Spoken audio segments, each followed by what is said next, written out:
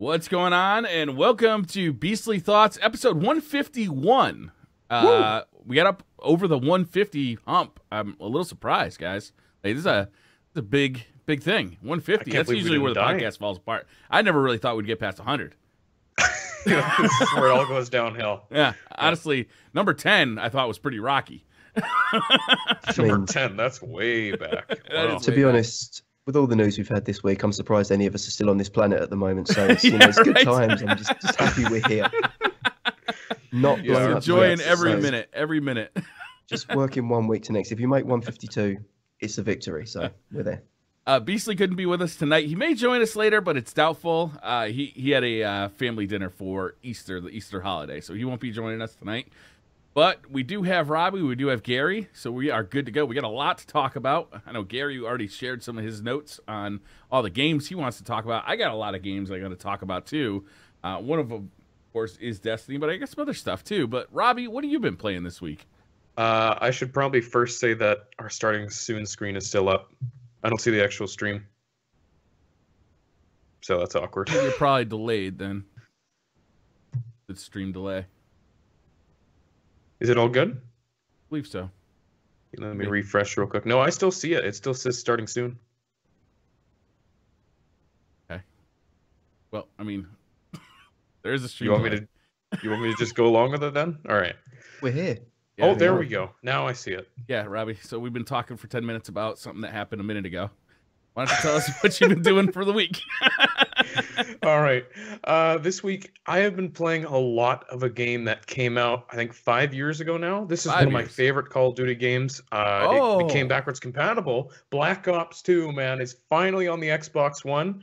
And let me say, that game is a freaking blast. Old school, boots on the ground Call of Duty. I personally love it. I mean, it pretty much plays exactly like I remember it, and it's so much fun. I am having a blast with it. The only thing that sucks is that because it's an emulation, right? Because it's not like a native Xbox One game, the netcode is a little wonky, but oh my god, the game is just netcode on that game was always a little wonky. That's the thing, and now it's like, ooh, it's kind of rough. Let me ask you. Yeah. So you're playing an emulated version of Black Ops 2. I haven't played this, so I'm asking you these questions because I don't know. You're playing an emulated version of the 360 game on your Xbox One, but you're playing against potentially other players who are still on the Xbox 360, right? Right. Yeah. Okay. Yep. So it's not like you're in this cordoned off Xbox One only lobby. No, I have to imagine most people by now are probably playing on Xbox One, though. I'd have to think so. How does it control? Like, because I mean, I remember playing that game. And it was a good feeling game. It's one of my favorite Call of Duties of all time. How does it feel going back? I mean, I will say it feels exactly the same. The control is flawless. I've been using the Elite controller because, you got to have those paddles, you got to have those thumbsticks. It controls really great. It's just as you remember it. And like I said, the only thing that sucks is, you'll get those connection interrupted. It's like 2012 all over again. You get connection issues, have a little bit of hit detection issues where it's like, the bullets don't really land that well or it's delayed, which is a bummer. But I mean, the game is just so fun. I can forgive it in a way because it is an old game and, it's being emulated. So I'm still having fun with it. When it came out, it was the first time I think that a lot of people realized what was going on with the connection where mobility was an advantage because of the netcode, right? It's like the person who's coming around the corner is going to see the person who's standing on the other side of that corner before the person who's standing there is going to see that person come around the corner. I think it's one of the first games we really realized what was going on there with like host compensation and all of that stuff. Yeah. And it got a lot of, I don't know, press. I don't know if press is the right word. It got a lot of flack because of that. But it was a fun game. It was a lot of fun. Oh, it's so much fun. I love going back into it. It's been a blast. That was one of the last single-player CODs I played as well. Is that the one that starts off with the sort of African general charging in tanks over there? Yeah. That was the very first level. Yeah. I didn't play the emulation, but yeah, that was a fantastic single-player campaign as well, if I remember. I personally loved it. Yeah, one of my favorites. I didn't play the single-player campaign until like October. Really? Of like the following. Yeah, I remember you saying that, Briar. That was the last Call of Duty that was specifically designed for the 360 and the PS3, right? That was the last gen one? Yeah, that was the last. The Ghost came out on last gen as well. but it was a joint development. It was sort of current and last gen. Right. Okay, so how does that feel then, Robbie, playing something that was a last gen game as opposed to like, you know, a game like Ghosts or Advanced Warfare that had both ports?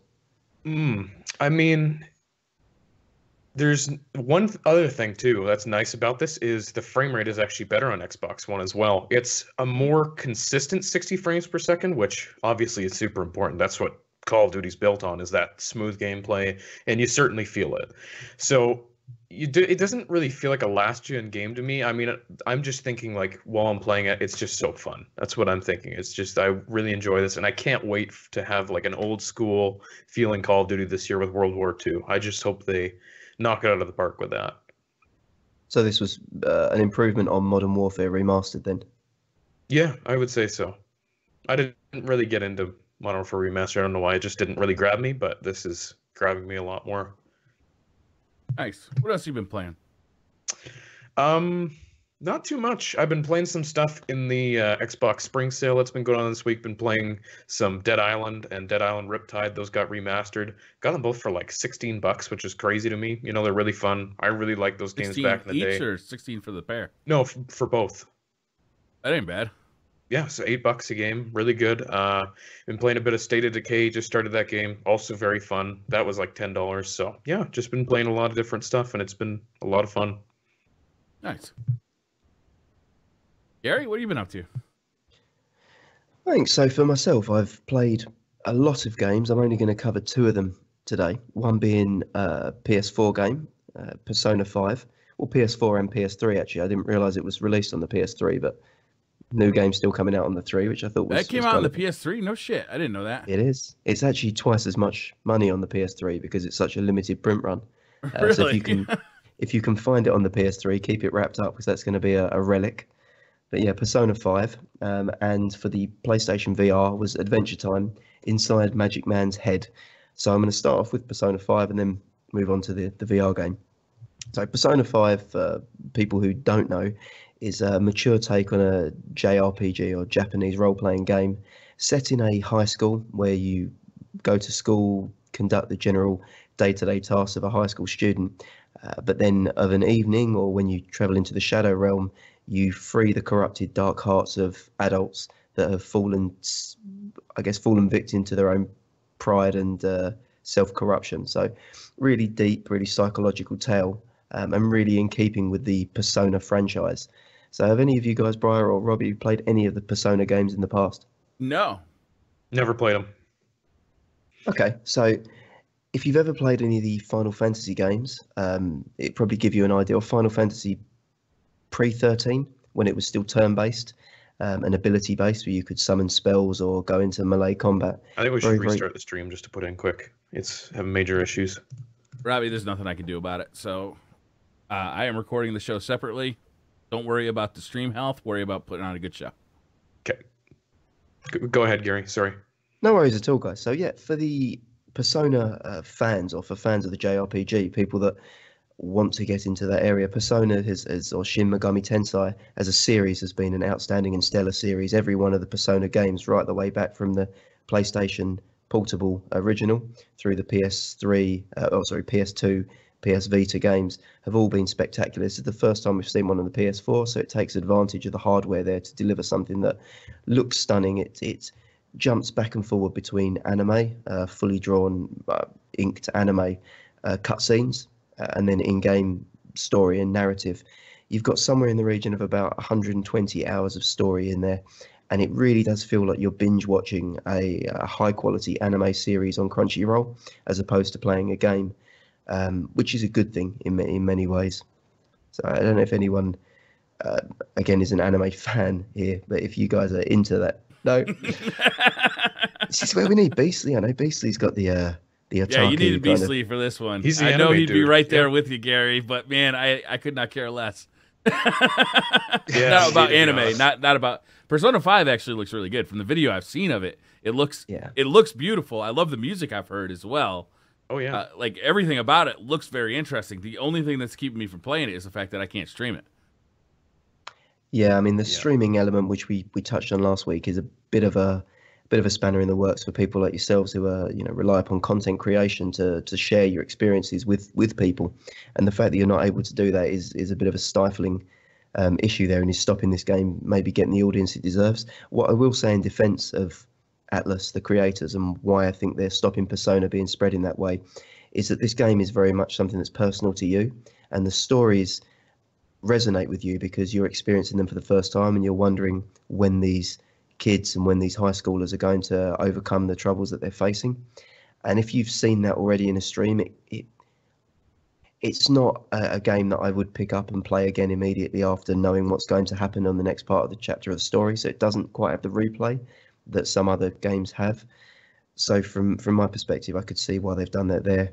That being said, I think it's very smart, and it's very current in that the kids are effectively delving into adults' minds to cure the corruption they face or they see in a corrupt society, and it very much mirrors or is an allegory to the world that we live in, where young people are becoming more politically active or protesting more. There's more activism in the world, and this is a story about high schoolers waking up to the corruption in society and becoming secret activists to break it down. So yeah, it feels really current and really on topic.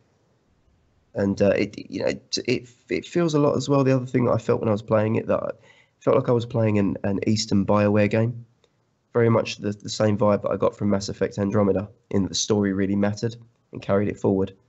So if you're not into the JRPGs, this might be a good horizontal move from someone that's played games like BioWare games. Yeah, nice.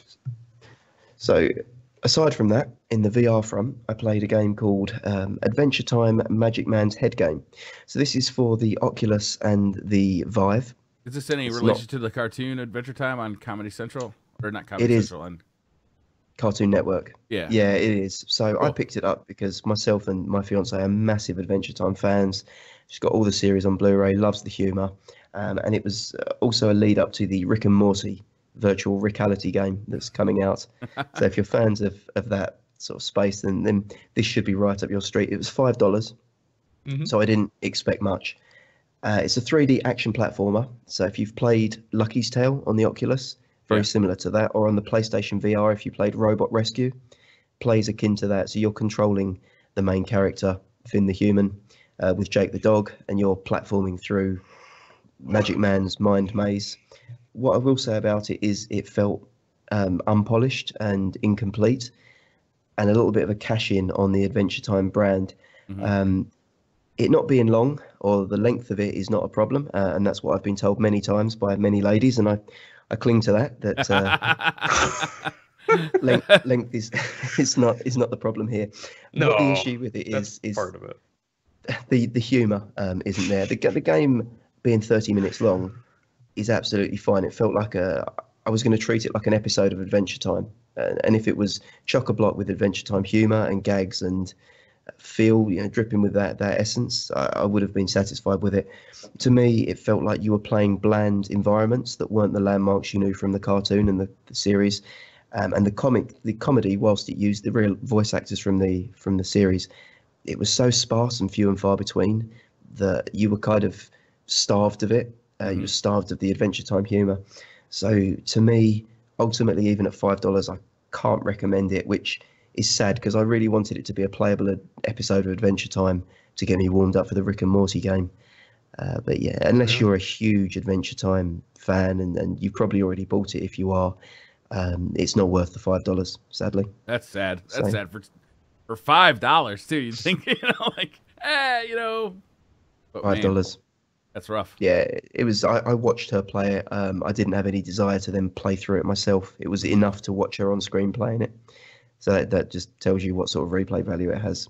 But that was really the two major things I wanted to talk about. A lot more little things I've played, like Hyperdimension Neptunia, which I was going to chat with Beastly about, but I'll part that one till next week. And I've also, I'm about 4 years late on this one, but I've bought a PlayStation Vita Slim after watching my other half play it and absolutely enjoy it. I think she's played World of Final Fantasy. She's put about 100 hours into World of Final Fantasy on the Vita. And I've kind of finally got what that machine did. So I bought one, We're going to be putting in some hours into it next week, and we can catch up on why I'm 4 years late for the Vita then. Yeah. Yeah. The sad thing about it is there's just not a whole lot of software, but the nice thing is that as long as you got a good internet connection, you can play PS4 games, you know, in your house or even on the go with a mobile connection if you got a good enough connection. Yeah. Fantastic. Well, I look forward to digging into that. But Briar, I'm really keen to hear what you've been playing, especially if it's not Destiny as well. Well, I'll start off with Destiny anyway. I did start with Destiny. I have been playing the Age of Triumph continues, and this week's raid was the Oryx fight, the King's Fall raid. And man, after all the excitement of doing Crota again and doing Vault of Glass again, I realized that I just have no interest in doing the King's Fall raid like ever again. And part of that, you know, I've been thinking about it a lot. I actually meant to make a video about it. I just ran out of time. Part of it is that I ran it so often because it was the only raid, the only current raid for a full year, right? So if you wanted to raid in year 2, it was King's Fall or bust. But the other part of it that I think really it bores me very quickly is how rigid it is. There's just so many moments in that raid where you're literally just standing there shooting at stuff. You're not moving around. You're not dynamically trying to stay alive. You're literally, you know, once you've gotten used to the raid and once you have a few people in the raid who are pretty good at explaining what you need to do, you are very literally just standing still and firing straight ahead, right? And it happens at the totems, it happens with the war priest, it happens with the sisters, and then it happens with Oryx himself, and it just it feels so repetitive. And we're in Vault of Glass, going back to it, we only had that raid as our like primary raid for like 4 months. I think it was 4 months, September to December. Yeah. Doing my math not very well. And then as soon as Dark Below came out, you know, Vault of Glass had gotten left behind, and this is the first time it got brought back up. So this is the first time it's been a current raid, you know, after that initial time. But also going into that raid, you feel very dynamic. You feel like, you know, you've got tasks to do. You've got to kill oracles. You got to kill the Templar. You got all this sort of stuff you got to do. But at the same time, it always feels like you're in a fight for survival. You're just trying to stay alive. You're bouncing in and out of cover. You know, there's always this sense of timing. Like, I need to focus on the objective here, but I also need to like kill all these ads and just keep myself and my teammates alive for long enough to get through this fight. Whereas I just never feel like that in the Taken King. I did initially, like when the whole raid was newer, but once you really kind of figure it out, once you have a raid team that's pretty good at it, you really do find that, you know, you just kind of stand in one place and you're doing it. So I don't know. I'm a little over the Oryx raid right now. I'm looking forward to Wrath of the Machine next week. So with King's Fall, and this is probably speaks more to me and my background with MMO games at heart and the amount of hours I put into them. I felt that King's Fall resonated with me mostly as an MMO raider. The mechanics are very rigid, as you say. There's tactics to beating a boss. You have to stand here. If you don't stand here and your team doesn't adhere to this rotation, you will wipe. There's no two ways about it. This is the mechanic. This is what you have to do to execute. So to me, that made sense. The other raids felt a bit more chaotic and a bit looser, and that you had a bit more freedom to do them in your own way. And again, were less resonating with me personally. Do you think that potentially the MMO first-person shooter hybrid that Destiny is works better when it maybe parks some of that MMO aspect in its raids and does adopt the more frantic shooter-style attitude towards raids? You got a totally different type of game, right? Whereas most MMOs are like these top-down kind of things, and you know, Destiny is a shooter, so like to ask a shooter player to just stand still, I don't know. It feels like a tall order. It works like initially, but then after repeated playthroughs, and again, like it's not fair because the Taken King was the primary raid for an entire year, so it just got played to death, right? Yeah. But I don't know. For me, to ask a shooter player to just like stand still all the time, you know, encounter after encounter after encounter, it feels so restricting and somewhat just boring, right? Yeah. I hear you. I mean, do you think it could be improved maybe if it did even dig deeper into the MMO side of things? So rather than just standing still, obviously there's tends to be room rotation that needs to happen in the same way that Totems has quite heavy use of rotation. I know you say this standing still, but in Totems you really have to be aware of every 15 seconds where your positioning is. But what really differentiates MMO raids for me is things like damage optimization. So really have to pick a loadout that works and creates the highest level of damage output. And I know Datto and the guys will do extreme lengths of damage optimization videos of what the best loadouts are for encounters. But in all honesty, he's doing that from a more information perspective. You can run most of the raids in Destiny unless you are severely underleveled with any loadout that you want, right, and still deliver the amount of damage in that window. Do you think that there's merit to maybe taking the raids that way and saying, actually, you need to optimize, you need to have these stacking debuffs, you need to deliver in this way, you need to, for the sequel, maybe? I do. I think there's part of that is the initial classes that we had in Destiny were a little restrictive in that way. It did improve with the Night Stalker and with the changes to the Sunsinger Warlock and with the Sunbreaker Titan. Like, you know, these opportunities did present themselves more, I think, after year 2. But you don't need to use them once you're a proper level. And I don't think damage is your main concern when you're not proper level in Destiny. It's really staying alive. Although if you can kill something faster, then that does help your chances of staying alive. But I would like to see more thought into the customization of classes for a team loadout, right? Is like more what you're saying is DPS, you know, helps for the rest of your team, a support class for each of the, you know, main classes, I think would be a lot of fun. But yeah, that'd be a lot of fun. It'd be fun to see them explore that area more. And I know that they've said in the past, or I'm not sure if Bungie themselves have said, or a spokesperson of Bungie have said, that they didn't want class requirements for a raid. So they didn't want a raid to say you must take a Titan, you must take a Warlock, so that anyone from LFG doesn't feel that there's a mandatory requirement to be someone. But I think what I was getting at is, for the sequel, maybe they could still keep the rigidity of Kingsfall, but make it more interesting in the sense that you need 2 players that are running shotgun, because there might be enemies that come at you with, you know, lots and lots of vulnerability spots, but they're spread across their body, and maybe there's some that are far away that you put snipers on to hit those things, and then just so that there's a requirement for people to actually have a strategy within and a, you know, team synergy. I don't know. Like to me, that Kingsfall would feel a lot more interesting if you had that. So that's what VOG, I feel like, does, though, right? It's like, yeah, because like a perfect loadout for me in VOG is like I got a couple of guys with maybe dark drinkers to take care of, you know, the Praetorians that come out, you know, that they need to be killed right away at close range. Then you got a guy who's got a sniper rifle on each side of the map who's just worried about taking out the snipers that are constantly harassing you.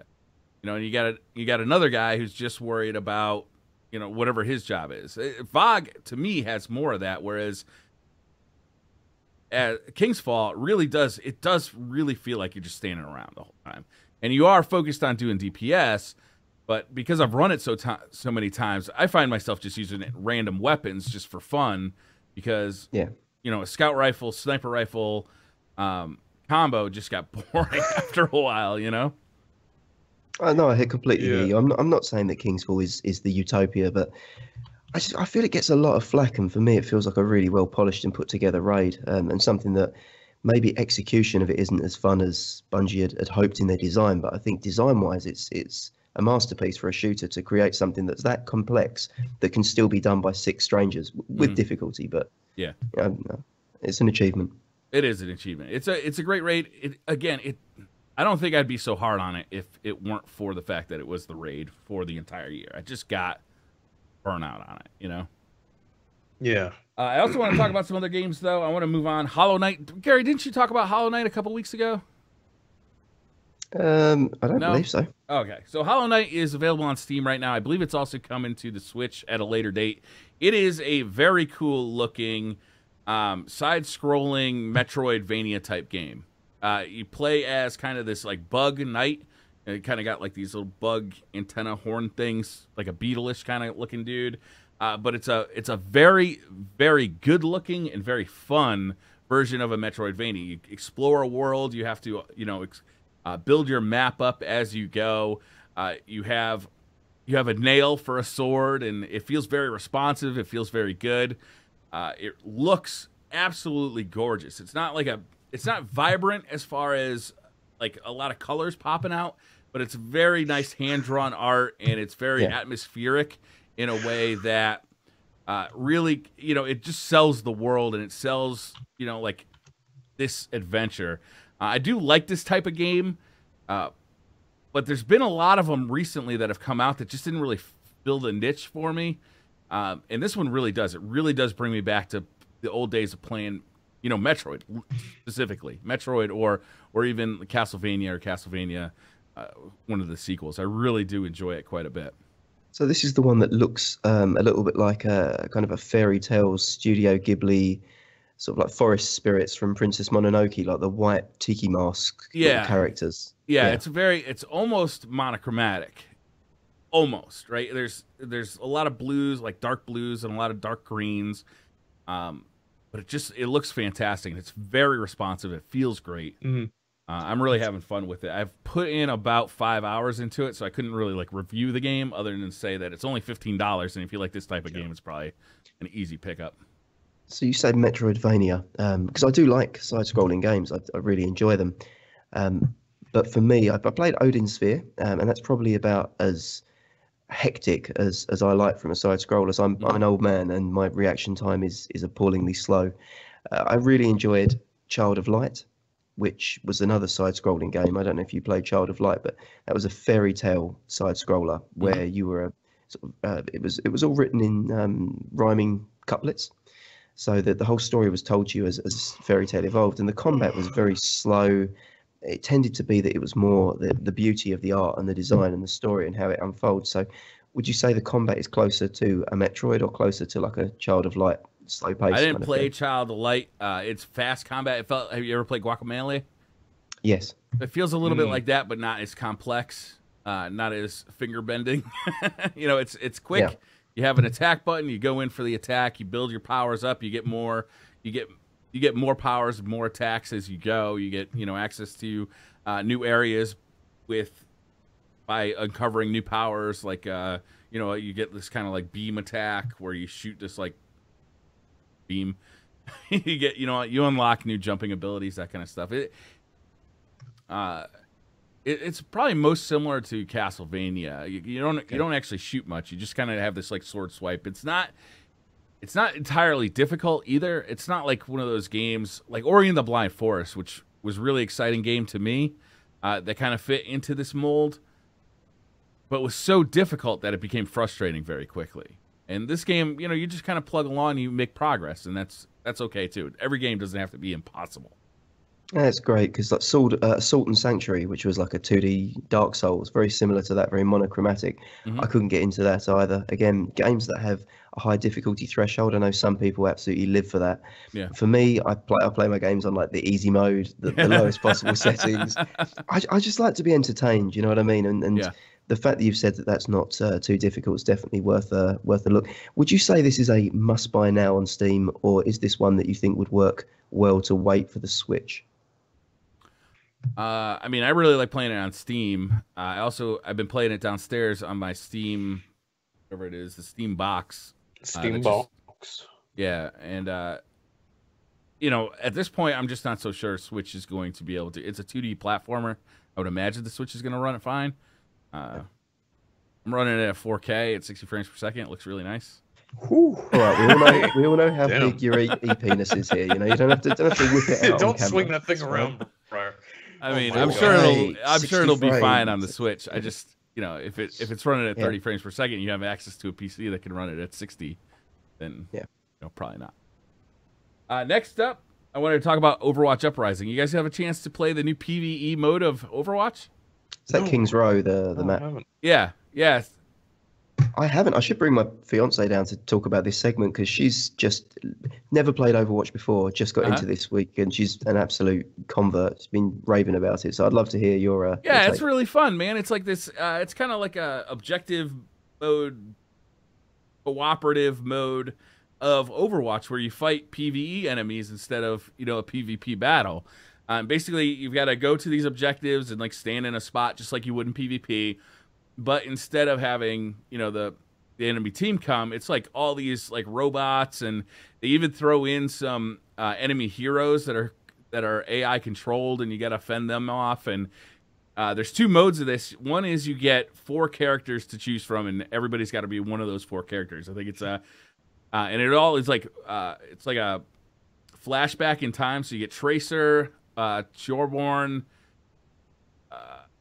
I forget the name of the other 2, but yeah, you get a choice of 4 characters, and then you basically have to just defend these points for a set amount of time, then move to the next point, then move to the next point, and then you have to kind of escort a vehicle to the final destination where there's this big ass battle right at the end. And I played it on normal a few times. I played it with randoms. I didn't play with any friends, so I wasn't communicating with anybody.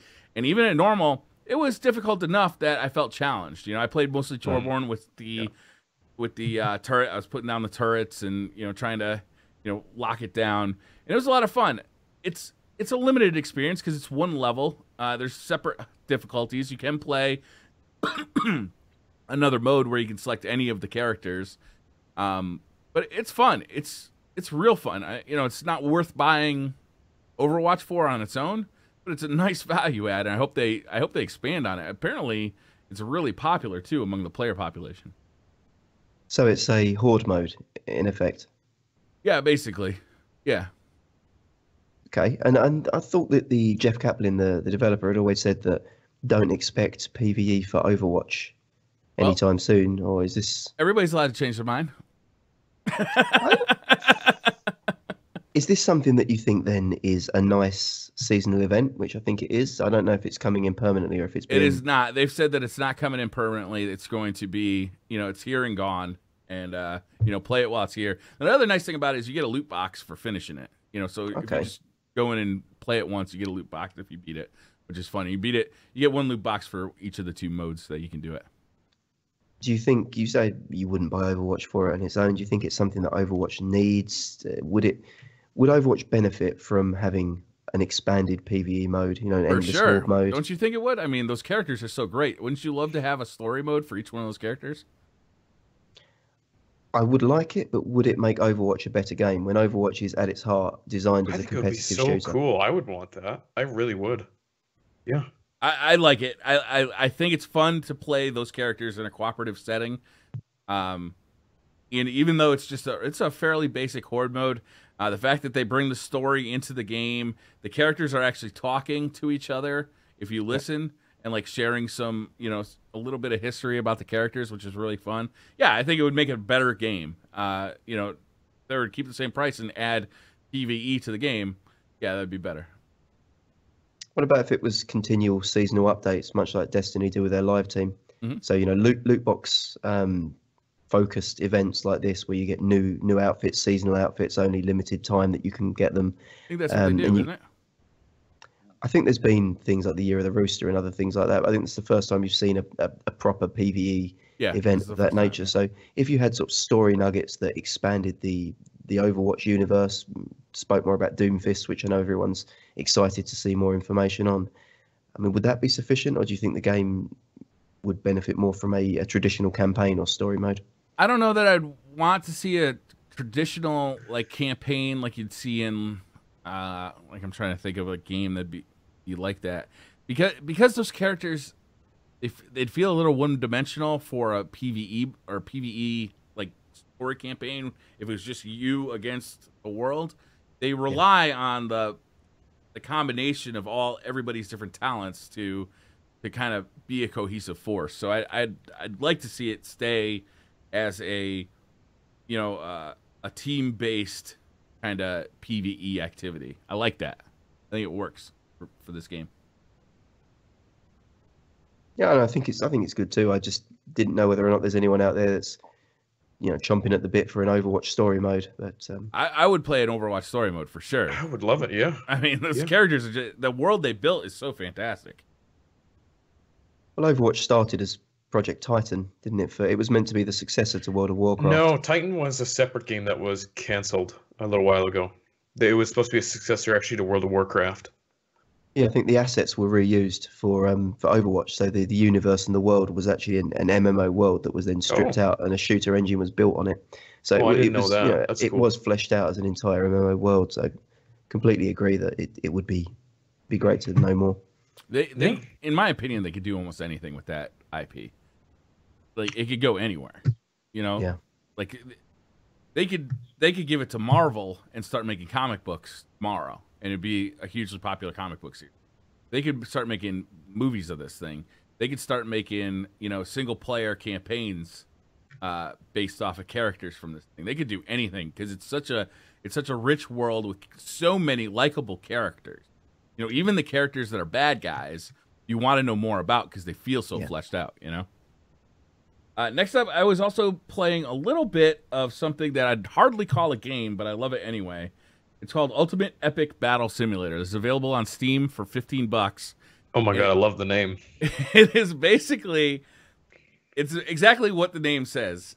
Is you basically go into a menu and you select, okay, I would like to put 100 knights versus 1,000 zombies, and then you hit the start the game button. And it just mashes these two forces together. It's $15, and I'd say maximum it's an hour or two of fun.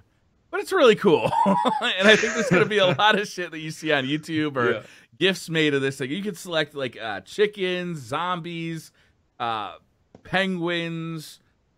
I'm trying to World War II guys with like Tommy guns. I mean, there's probably 20 or so different things you can, like, types of troops you can select. Orcs, like, so many different... One question. Yeah. It's a very important question here. Is there the option of Poke Bears versus Taco Bells? And that'd be great. How many does it take to defeat one Poke Bear? But I got to tell you, it's not really a game because there's no story, there's no objectives. It's literally you're just fucking around with a game engine and just dropping these armies in. And you can drop, I think, up to 6 armies, 6 different armies. You can place them around a map. And then, okay, let's just see what happens. You can also adjust, like, how much DPS each thing can do. So you can just make one ultra-powerful chicken against, 200 zombies and see who wins. It's dumb and it's fun. It's $15. I don't know if it's worth it to you, but it was worth it to me. Sounds magical, though. Yeah, watch a couple of videos on it before you buy it, but it's stupid fun. Nice. It sounds like something I'd definitely explore. I mean, I like those kind of oddball experience games. Yeah. It doesn't always have to be a huge, sprawling open world narrative, so... Yeah, so that's it. That's what I've been playing this weekend. Hollow Knight is definitely my standout as far as, like, if you haven't played Hollow Knight yet, definitely check it out. It's not on PS4. It is coming to... the Nintendo Switch, though. See that DJ mentioned Yooka. I don't know if we want to touch on that before we move on. Did any of you guys play Yooka? I never liked that type of game. You weren't a Banjo fan? No, I was never a Banjo fan, and Mario was good because it was so revolutionary, but it didn't hook me on the genre, Yeah. I think from what I've seen, and I'm going to be transparent as well, I've not played it. I've got a lot of other things on my plate, but I've spent some time watching some streams and I've watched a lot of YouTube videos on it. I've got a friend who has it, was an early backer. They had it about a month ago, and they were a funder of the game.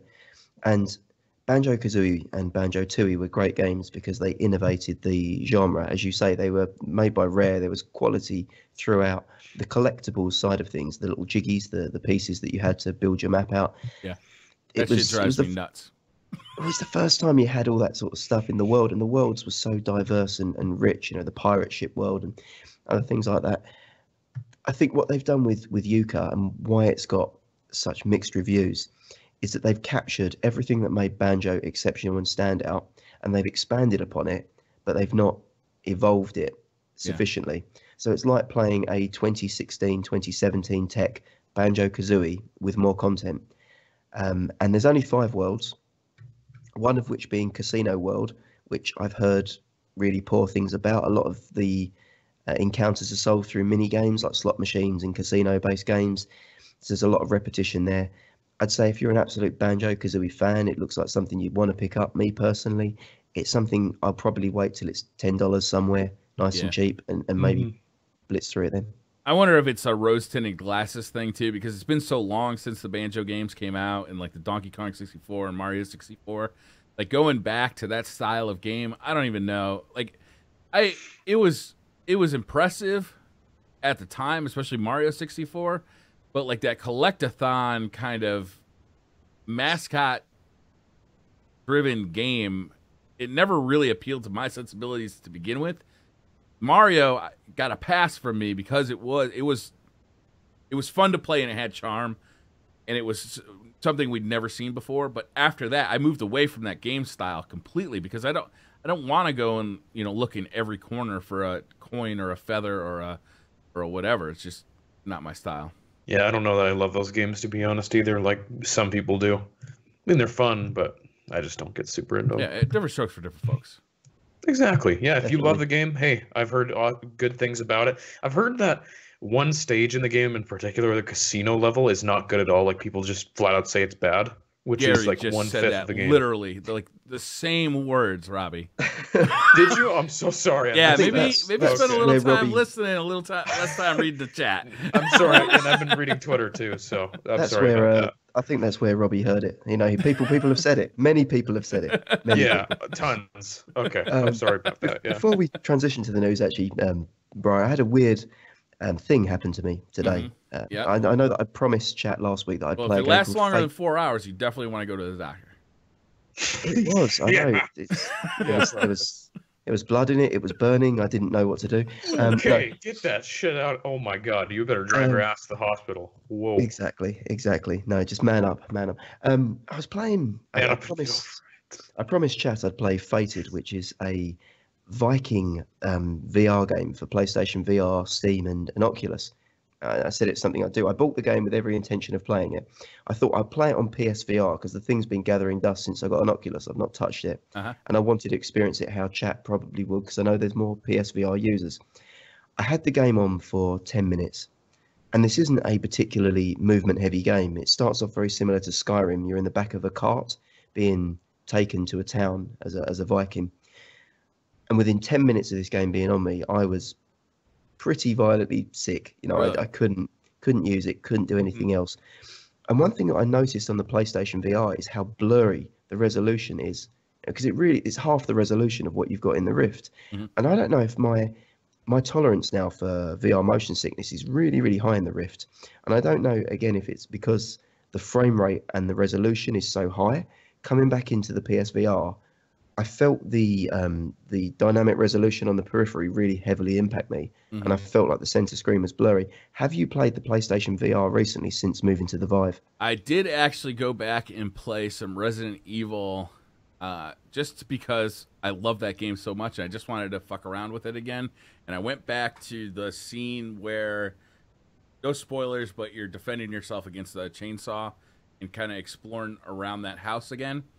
And I actually went in, and when I first played that, I used the 30-degree or 45-degree like snap movement, and I figured, I've been playing Onward, I've been playing first-person shooters now, so I'm gonna turn on like the smooth movement, and it, just like you said, instantly, boom, it was like, oh no, this is not gonna work. Like, so I think it's actually a game thing.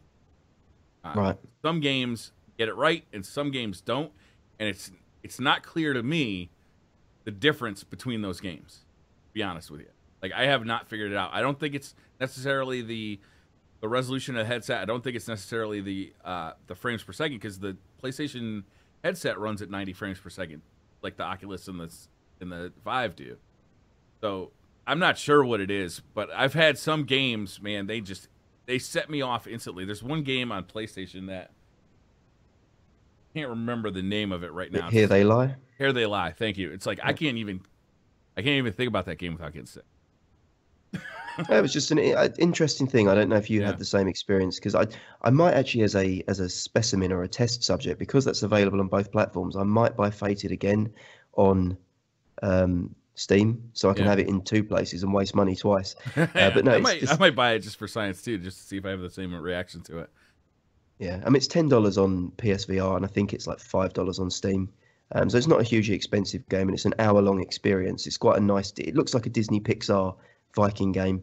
Oh, really? But yeah, it's cool. You lose your voice, and a what they called a siren, not siren, a seraphim, a Viking angel, Valkyrie. That's it, Valkyrie.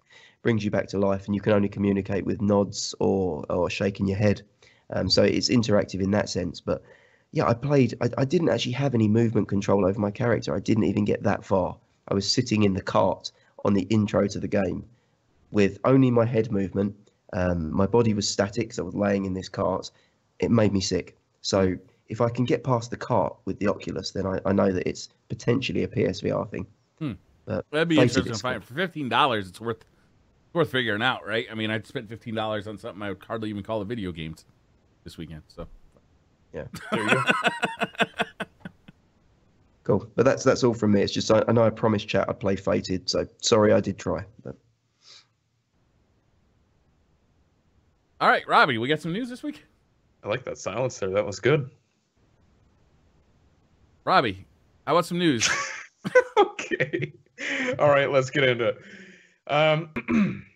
Star Wars Battlefront 2 has been announced this week through a full reveal trailer. The game will be released on November 17th for PS4, Xbox One, and PC. Battlefront 2's highly anticipated single-player campaign will be developed by Motive Studios and will take place in the 30-year period between the end of Return of the Jedi and the beginning of The Force Awakens. Cool. The story will follow an Imperial point of view as players assume the role of an elite Imperial unit known as Iden Versio. Multiplayer will once again be developed by DICE with assistance from Criterion Games, with big new additions to multiplayer such as all 3 eras of Star Wars films being incorporated, including planets and vehicles, full-on space battles, and more playable heroes. EA has also announced that Battlefront 2 will not have a season pass this time around. That's a lot. All right. That is a lot of information. Did you guys see the trailer? Yeah. I did. Yeah. It looks beautiful, huh? It's really, really good. Yeah. It's the same engine that you saw on Mass Effect Andromeda, so the Frostbite 3. So it's going to have environments and locales that look and feel very much like that. The only thing I'd say is I didn't play a lot of the first Battlefront. It's not the type of game that keeps me... Yeah, it's not keeping me coming back for more. So just the fact that it looks very pretty. The first one looked great, and you could play it at 4K on PC, and it was actually really well scaled. You know, you could achieve that with a decent card. I don't know that making it very pretty again and having even more Star Wars people is going to make me come back. And the fact it doesn't have a season pass, whilst it's good for PR, does that mean it's not going to be supported as heavily post-launch? Yeah, that's the thing, right? Is because with the first Battlefront, obviously every time we talk about that game, the problem is it was fun, and it felt like Star Wars. There's just nothing there, though. There was no content. There's no reason to play it. Right? It was fun but shallow.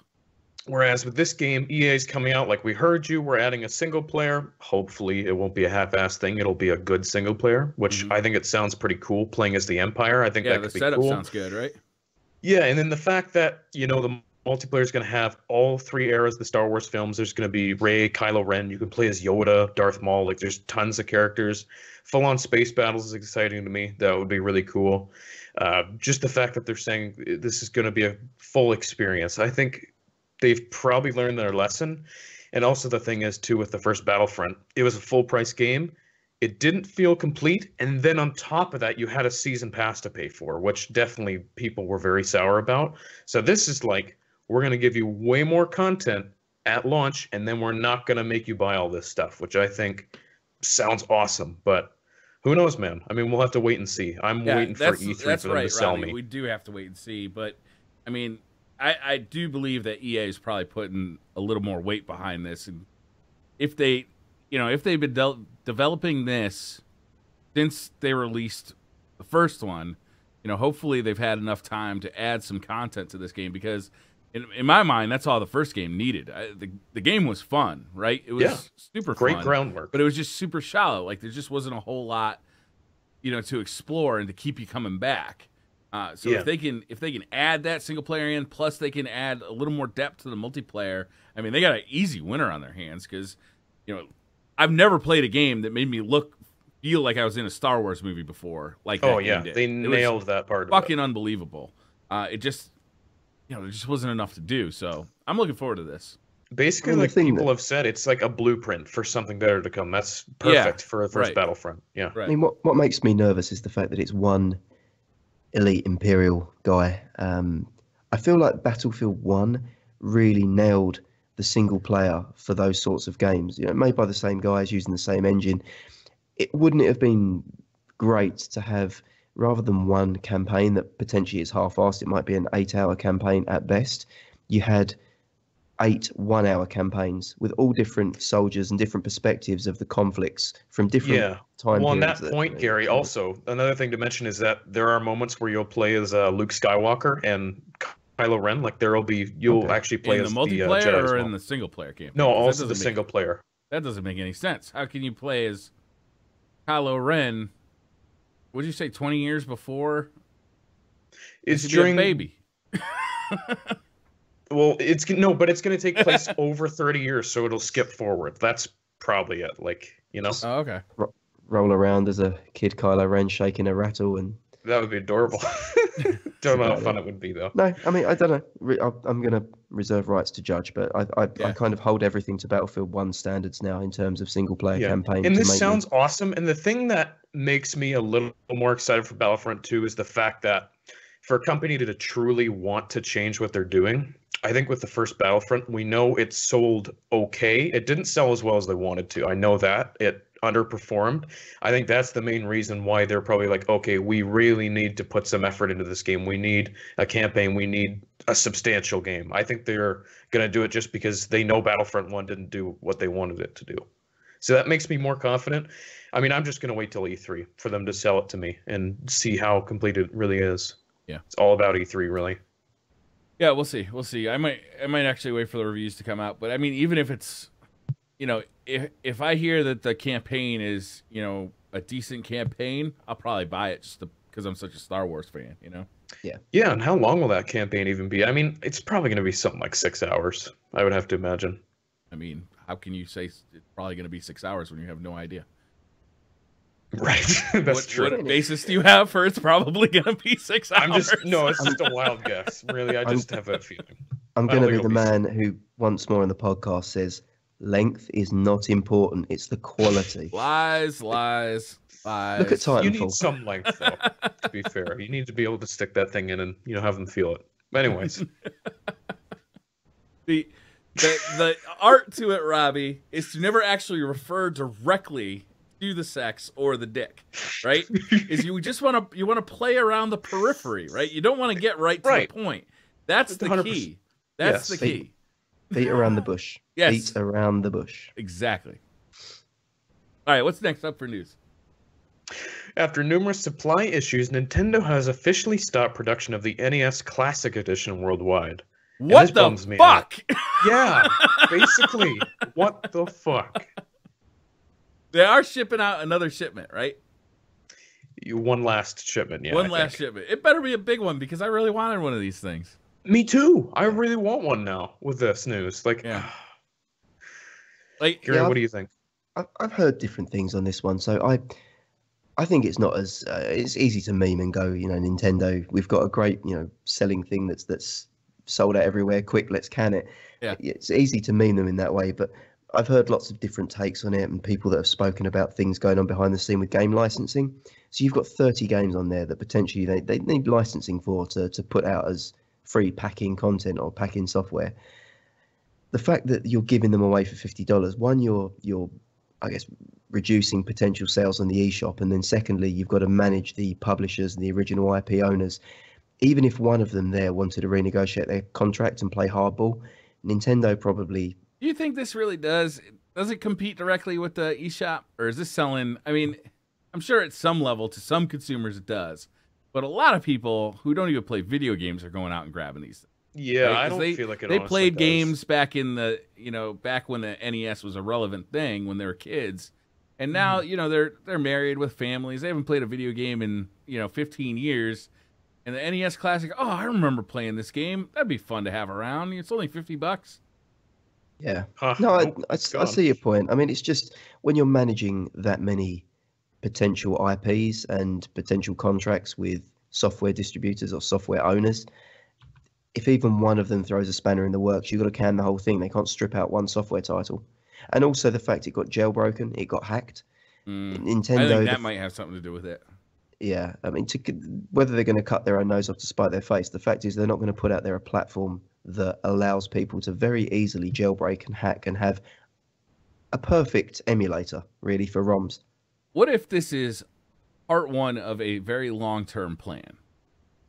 What if next holiday season, they cancel this one, right? And everybody's like disappointed because they weren't able to get one. And next holiday season, they announce another one with a different 30 games. And they do that for a few years in a row, or they announce a SNES version of it with some games on it. Like, what if they decide to make this like a holiday season type of thing that's only available for a limited time? If you see one, you definitely want to pick it up, and it just kind of it becomes almost like a collector's item, like certain amiibos that are very rare. Yeah, I think why people are so upset that the NES Classic is being canceled is because it seemed like it would be a long-term thing, and then people are like, what the hell, why are they stopping production? Maybe you're right, maybe it was meant to be a collector's kind of thing all along, but maybe they're just stopping production to retool for the next version. Yeah, who knows?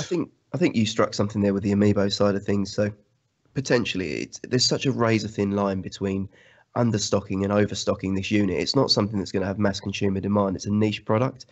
And the amiibos, I remember they were like gold dust to get hold of them. Like any amiibo, empty. You had to be camped outside. You had to sell your children. Jerk off strangers in the street just to get an amiibo. Like nowadays, that sounds like a beastly kind of thing to do.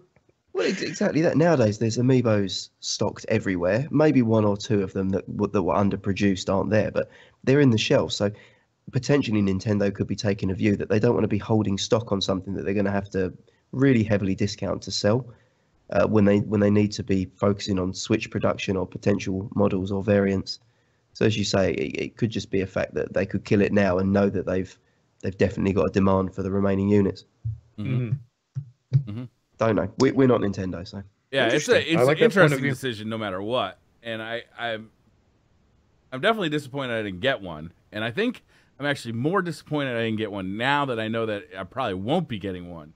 Yeah, because if I did get one now, I don't even think I'd open that box. Yeah.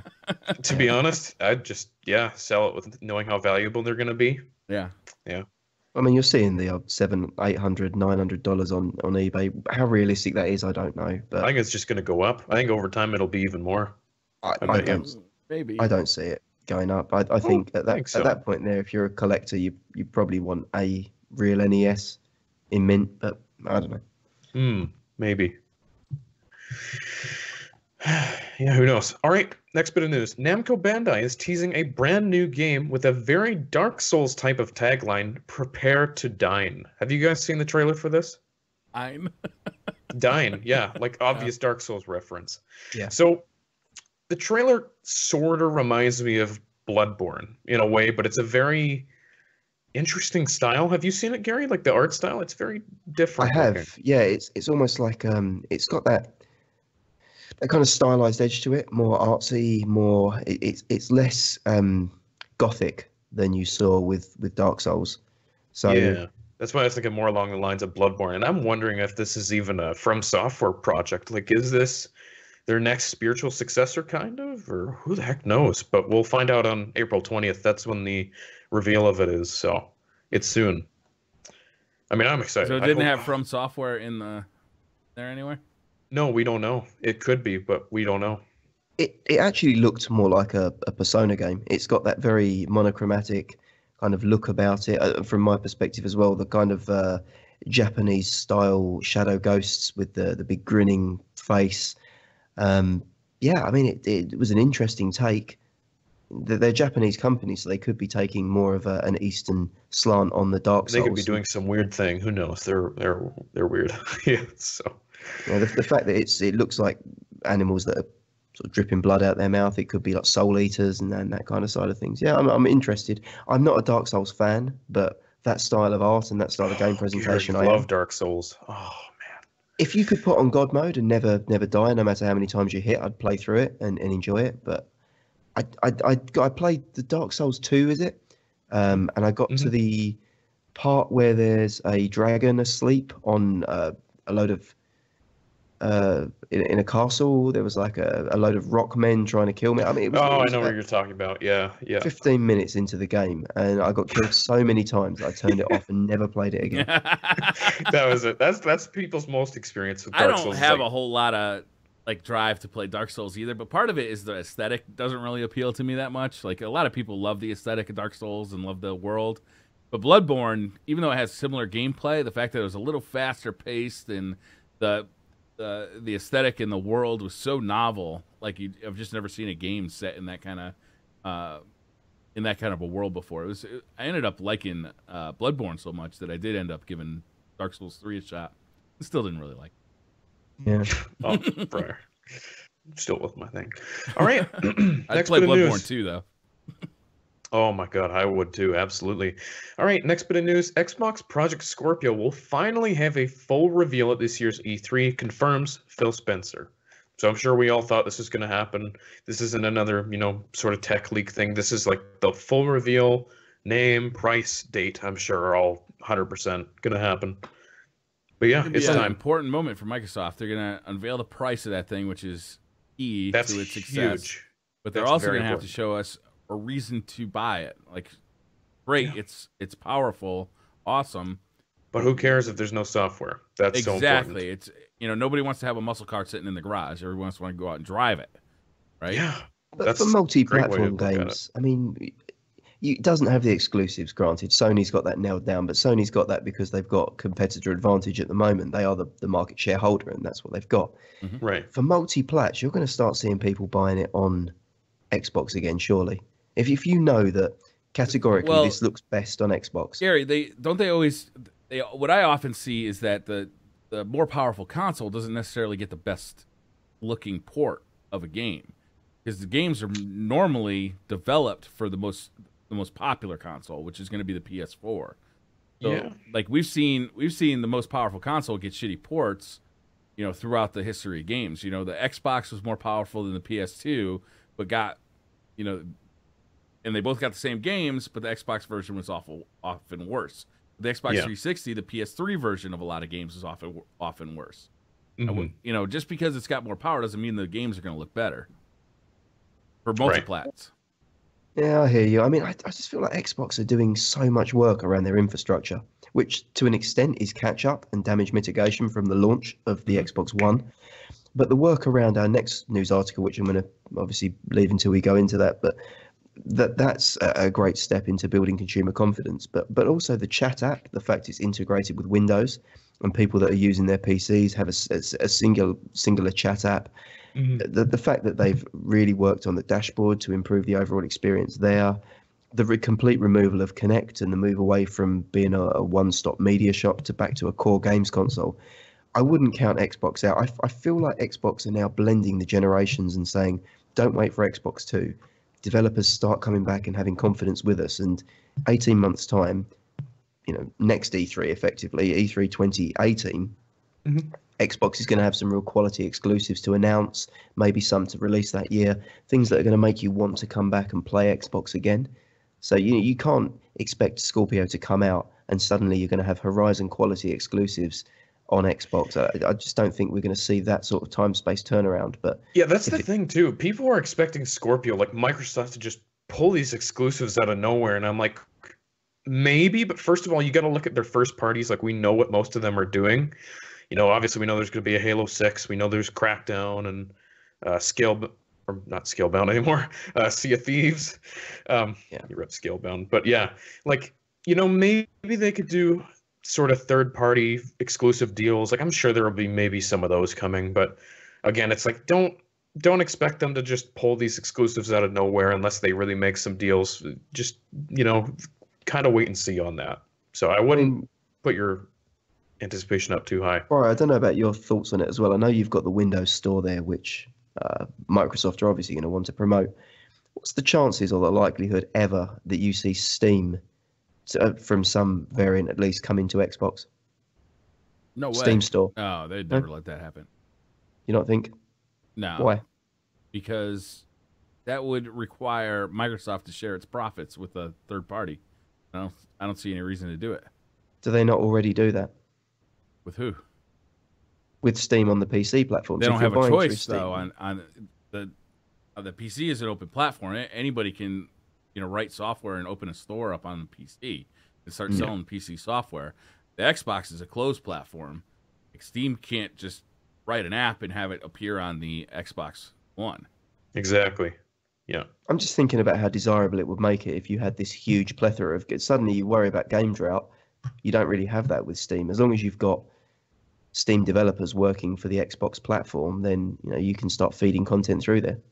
Just a thought. The Xbox 360 had something like that. I struggle to remember what it was called, but basically they really encouraged indie developers to release games on the Xbox 360, and they even had this like special marketplace just for indies that you could go there and there's a lot of shit in there, but there's some real gems in there. Summer of Arcade, is that what you're thinking of? No, it was more obscure than that. Oh, I'm not too sure then. Yeah, I'd have to look it up. It was very much like a indie development thing, and it worked a lot like Greenlight does or did, where you had like a community that was voted. I'm thinking ID at Xbox, but that's Xbox One. They introduced that, so it can't be that. I mean, the thing with Xbox is it needs the grassroots games to come from somewhere, and Sony is advantageous that they've got the Asian background to have a lot of quality Japanese games that get ported over and a lot of Japanese developers that work for them. Japan don't give a shit about Xbox, and Japan don't give a shit about Microsoft, if we're completely honest. The thing doesn't. No, you're right. Yeah. So the games have to be homegrown. They have to be European development houses, American development houses. I'm just, trying to spitball. If I was sitting in Phil Spencer's shoes, where would I be sourcing my games from? That said, though, look at Scalebound. That was a Japanese-developed game. Although I would say that's a very North American kind of game. I can see people here getting excited for that. So, I mean, they do need to be looking at getting Microsoft Game Studios kind of rolling again and getting some companies under that umbrella again, because they really decimated that at the end of the 360's life cycle, to the point where there's just not a whole lot of exclusive games coming out for Xbox, and that's to the real detriment of the Xbox brand.